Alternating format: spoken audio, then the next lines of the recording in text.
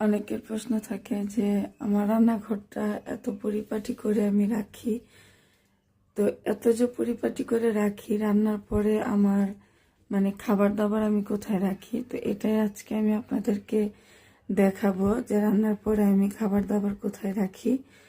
তা আজকে আমি রান্না করেছি এখানে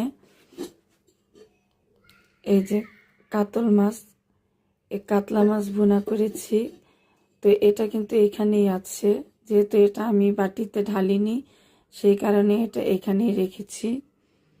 আর আমার অলমোস্ট কিন্তু সব কিছু গুছানো হয়ে গেছে।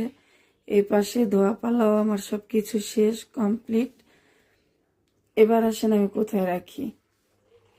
এই যে এটাতে হচ্ছে কবুতর, একটা কবুতর রান্না করেছিলাম, সেই কবুতরটা। এখানে হচ্ছে ডিম ভুনা, ডাল ছিল, তো দুইটা একসাথে মিক্স করে আমি গরম করে রেখেছি। এটা সকালে রান্না করেছিলাম। আর এখানে হচ্ছে মিষ্টি কুমড়া ভাজি। তো এই জায়গাটাতে আমি রাখি সব কিছু।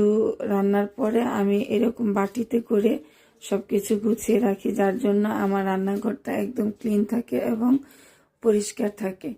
দেখতে পাচ্ছেন কত সুন্দর ঝকঝকা। তো আমি রান্নাঘরটা সবসময় এইভাবেই ক্লিন রাখি। আবার অনেকে বলে যে ভিডিও করার জন্য নাকি আমি এটা করি, কিন্তু না, ভিডিও করার জন্য না, আমার রান্নাঘর সবসময় এরকমই গুছানো এবং পরিপাটি থাকে।